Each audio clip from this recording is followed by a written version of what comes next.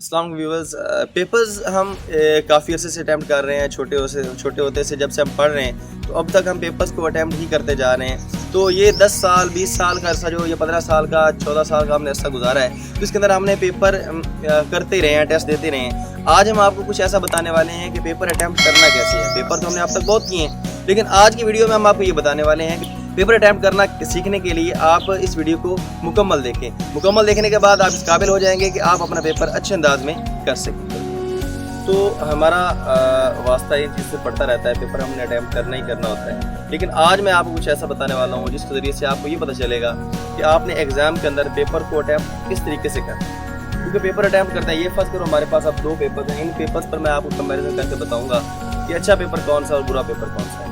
Papers no doubt आपको आता होता है, लेकिन जब पेपर अच्छे तरीके से प्रेजेंट नहीं हो रहा होता तो जो आगे एग्जामिनर बैठा है वो आपको अच्छे मार्क्स नहीं देता। तो पेपर्स का आना एक अलग बात है, लेकिन पेपर को अटैम्प्ट करना ये सबसे बेहतर है और ये सबसे एक बेहतर टेक्निक है। अगर आपको ये आती है तो आप अच्छे अंदाज से एग्ज़ाम के अंदर क्या कर सकते हैं, नंबर गेन कर सकते हैं। मसलन हमारे पास ये 2 पेपर्स हैं। एक पेपर हमारे पास है ए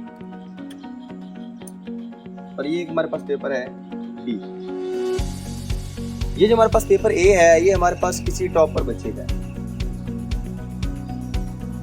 और ये जो हमारे पास पेपर बी है ये हमारे पास एक एवरेज स्टूडेंट का है, या वो स्टूडेंट कह लें जो फेल है या सिर्फ पास हुआ है। कितना तो हमने देखना है कि ये बच्चा जो है ये टॉप कर गया और ये बच्चा फेल हुआ है या सिर्फ पास हुआ है। पेपर दोनों को आता था, ए को भी आता था बी को भी आता था, लेकिन ए जो है इसके मार्क्स बी से ज़्यादा हैं। वजह क्या है, आज हम उस वजह को जानेंगे। अब ये बच्चा जो ए है इसके आए हैं 10 आउट ऑफ 10 और ये जो बी है इसके आए हैं 3 आउट ऑफ 10। तो हमने देखना है कि इन दोनों के पेपर में ऐसी क्या बात थी कि जो ए था ये टॉप कर गया और बी जो है ये सिर्फ पास हुआ या फेल हुआ। तो इस चीज़ को आपने मद्देनजर रखना है कि सबसे पहले जो पेपर के अंदर चीज़ देखी जाती है वो होता है क्लैरिटी, कि आपने पेपर को कितना अच्छे अंदाज से अटैम्प्ट किया। जितना पेपर आप अच्छे अंदाज से अटैम्प्ट करेंगे, जितना आप अच्छे अंदाज से उसको लिखेंगे, उतना ही आपके पेपर की नुमाइंदगी अच्छी हो रही है। और देखने वाला जो होगा वो जैसे ही देखेगा, उसको देखने के बाद अंदाज़ा हो जाएगा कि ये बच्चा जो है इसको कुछ आता है और इसने कुछ अच्छे अंदाज से ज़ाहिर किया। ज़ाहिर सी बात है, हम दुनिया के अंदर भी हम ज़्यादा उसी चीज़ों को ऊपर फोकस कर रहे होते हैं जिनकी बनाओ श्रृंगार ज़्यादा होता है, सजावट ज़्यादा होती है, जिसके अंदर अट्रैक्शन होती है। तो एक पेपर खाली सा बिल्कुल रफ सा हुआ है और एक पेपर अच्छे अंदाज में हुआ है, तो जाहिर सी बात है एग्जामिनर जब अच्छे पेपर को देखेगा तो उसके दिल में जाहिर सी बात ये बात जाएगी कि वो आपको अच्छे मार्क्स देगा ही देगा। तो पहली बात जो होती है एग्जाम के अंदर, तो ये आप पेपर अटैम्प्ट कर रहे हैं कि सबसे पहले उसके अंदर क्लैरिटी होनी चाहिए। और जब भी आप पेपर स्टार्ट करेंगे, सबसे पहले जो ये हमने देखना है कि ये जो ए और बी का पेपर था इसके अंदर क्या फ़र्क था। तो ए का पेपर हमने उठाया तो उसके अंदर उसने कुछ ऐसा किया हुआ है कि उसने जी ये पेपर जब उसके पास पेपर आया तो उसने साइड पर क्या कर लिया, एक हाशिया ऐसे लगा लिया। अब इस तरीके से हाशिया लगाया हुआ है। अब हाशिया लगाने के बाद वो पेपर स्टार्ट कर रहा है। अब पेपर के अंदर आपको पहली चीज़ बताइए, क्लैरिटी होनी चाहिए, मतलब पेपर नीट एंड क्लीन होना चाहिए। अब नीट एंड क्लीन का ये मतलब नहीं है कि खाली पेपर आप देख के आ जाए, नहीं, बल्कि आप नीट एंड क्लीन का मतलब ये है कि उसके अंदर कटिंग वगैरह ना हो, उसके अंदर हेडिंग्स जो है वो प्रॉपर तरीके से हुई हो, क्योंकि हेडिंग्स जो होती हैं वो बड़ी मेजर होती हैं और हेडिंग्स को जब आप अच्छे अंदाज में लिखेंगे तो जो लिखने वाला है उसको मतलब उसके ऊपर एक अच्छा तासुर हो जाएगा और वो आपको अच्छे मार्क्स देने पर मजबूर हो जाएगा। अब नेक्स्ट आपने क्या करना है कि जब भी आपने हेडिंग देनी है तो हेडिंग आपने दरमियान में देनी है। ये अब पेपर है आपके पास और हेडिंग इसकी बनती है यहाँ इसका दरमियान है, ये दरमियान ऐसे। अब ये आपने जब हेडिंग देनी है तो इस तरह आपने दरमियान में देनी है और हेडिंग फर्ज कर लें आपके पास, आपने आंसर नंबर मतलब पहले सवाल को अटैम्प्ट करना है तो आप लिखेंगे ऐसे।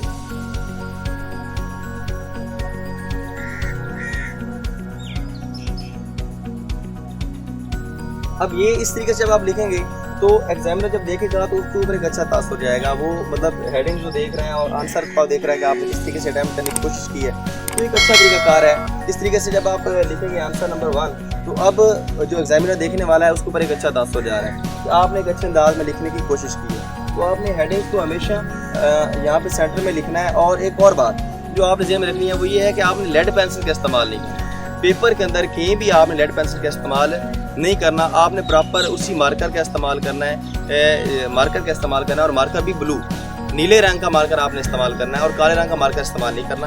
आपने पेन के साथ पेपर अटैम्प्ट करने की कोशिश करनी है और मार्कर का इस्तेमाल, और मार्कर आपको बताया जा रहा है कि कौन सी मार्कर है, ब्लू मार्कर। जब आप स्टार्ट करेंगे, फर्स्ट करो आप आंसर नंबर 1 लिखने जा रहे हैं, मतलब क्वेश्चन नंबर 1 है, उसके आगे पार्ट्स है 1 2 3 4 5।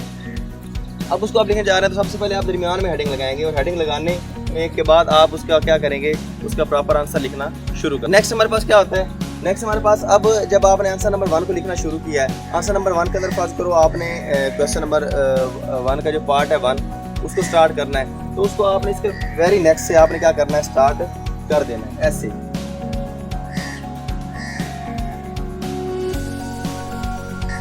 अब अगली कोशिश जो आपने करनी है, अब आपने आंसर 1 का पहला पार्ट करने जा रहे हैं, तो जब आप करना स्टार्ट करेंगे तो आपने लाइन के इधर से स्टार्ट से शुरू करना है, यहाँ से, और पूरा आगे लाइन तक लिखते जाना है। तो दूसरी लाइन, दूसरी लाइन, चौथी लाइन, इस तरीके से आपने लाइन बाय लाइन इसको लिखते जाना। इसके बाद आपने क्या करना है,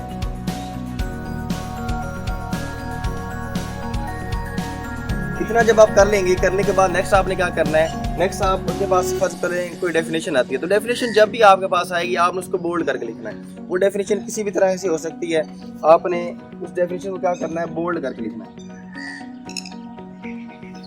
जहाँ पे भी डेफिनेशन आएगी आपने डेफिनेशन को क्या करना है, बोल्ड करके लिखना है, मतलब थोड़ा बड़ा करके लिखना है और मार्कर के साथ लिखना है। अब डेफिनेशन जब लिख लेंगे उसके बाद आपने यहाँ से बिल्कुल वेरी नेक्स्ट यहाँ से स्टार्ट करना है, और उसके बाद पूरी लाइन इस तरीके से आप लिखते जाएंगे। अब एक और बात जो आपने ज़हन रखनी है, वो लिखना है रेलेवेंट। जो उसने पूछा है वो आपने बताना है। फर्स्ट करें वो आपसे पूछ रहा है शुमाल के बारे में, तो आपने ये नहीं कहना जनूब में भी ये होता है, मशरिक में ये होता है, मगरब में ये होता है। तो शुमाल जो उसने पूछा है वो आप बता ही नहीं रहे, तो आपने टू द पॉइंट रहना है। जितना आप टू द पॉइंट रहेंगे उतना आपको आसानी होगी, एक तो आपको टाइम बच जाएगा। जब आप इधर उधर की बातें करते हैं तो ये टाइम कंज्यूमिंग एक्टिविटी होती है और इससे आपका टाइम जो है वो ज़ाया हो रहा होता है। तो आपने क्या करना है, आपने बिल्कुल स्टिक होकर रहना है और आपसे जो पूछा जा रहा है आपने बस वही बताना है। टू द पॉइंट आप रहेंगे तो इससे आप बहुत ज़्यादा फ़ायदे में रहेंगे और इससे क्या होगा, आपका टाइम जो है वो बचेगा। और जब आपका पहला क्वेश्चन आपके फर्स्ट करें एंड हो गया है, जब ख़त्म होगा क्वेश्चन, तो उसके बाद आपने क्या करना है, आपने क्लोजिंग करनी है। क्लोजिंग करनी है मतलब आपने वहाँ पे एक लाइन लगा देनी है ताकि एग्जामिनर या जो पेपर चेक कर रहा है, जो पेपर मार्क कर रहा है, उसको पता चल जाए कि यहाँ पे इसका पहला क्वेश्चन जो है ये एंड हो गया। अब आप क्या करेंगे, अब आपको फर्स्ट करें यहाँ पर क्वेश्चन एंड हो रहा है पहला, तो आप क्या करेंगे, यहाँ पर एक छोटी सी क्लोजिंग लगा देंगे।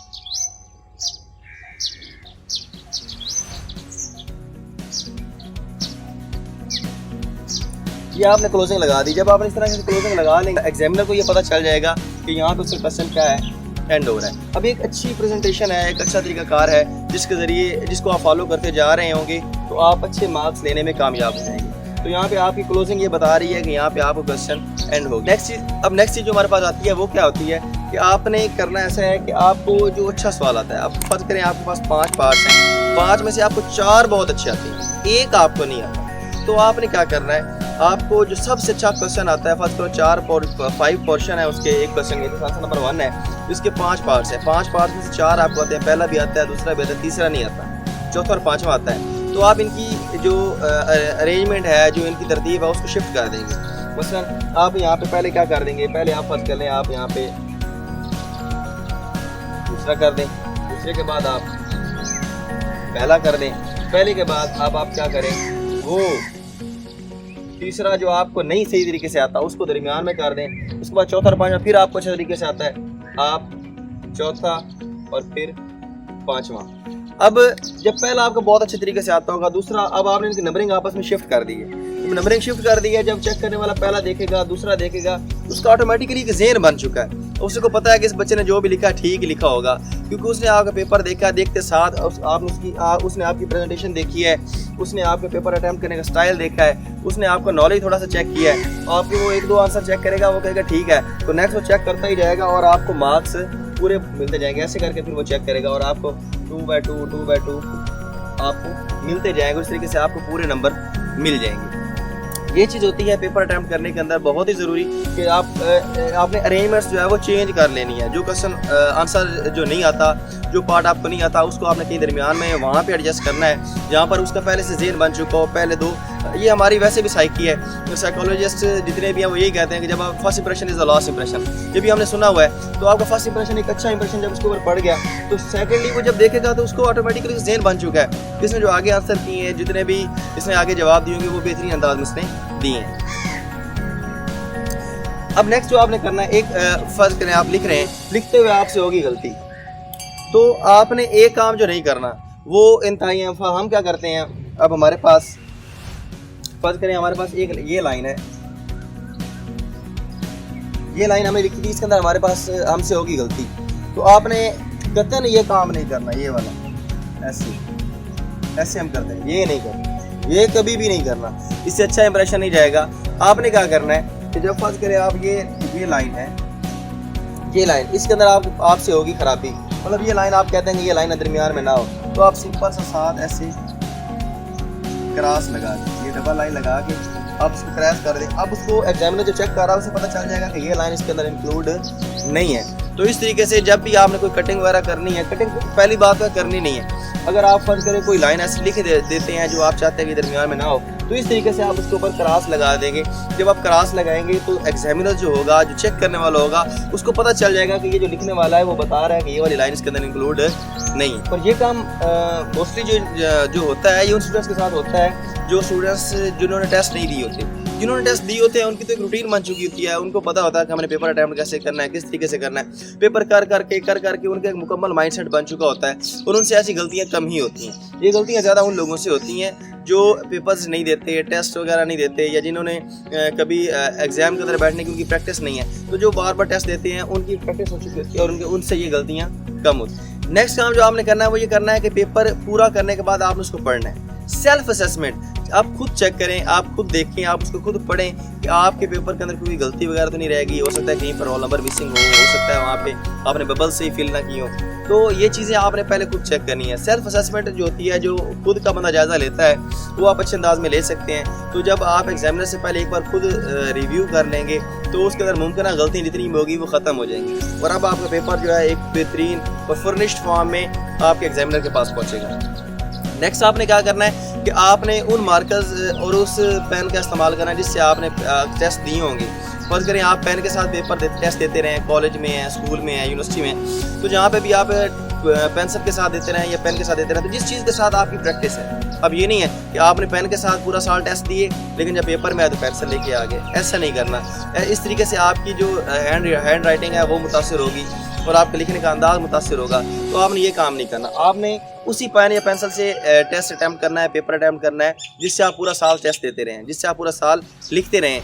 इस तरीके से क्या होगा कि आपकी एक मुकम्मल प्रैक्टिस होगी और आप लिखते हुए कभी रुकेंगे नहीं और आप अच्छे अंदाज में प्रेजेंट कर लें। और एक बात याद रहे, जैसे एक सोल्जर होता है तो सोल्जर वही कामयाब सोल्जर होता है जिसके पास अपने सामान मुकम्मल है, जिसके पास अपनी बंदूक है, जिसके पास अपना दीगर सामान ज़रूरियात ज़िंदगी के जो एक बॉर्डर के ऊपर ज़रूरी हैं वो तमाम उसके पास होंगे, तो एक अच्छा सोल्जर गिना जाएगा। इस तरीके से एक अच्छा पेपर अटैम्प्ट करने वाला वही गिना जाएगा इसके पास अपना सारा सामान हो, मतलब एक्स्ट्रा उसके पास पेन हो, एक्स्ट्रा उसके पास मार्कर हो, एक्स्ट्रा उसके पास पेंसिल हो।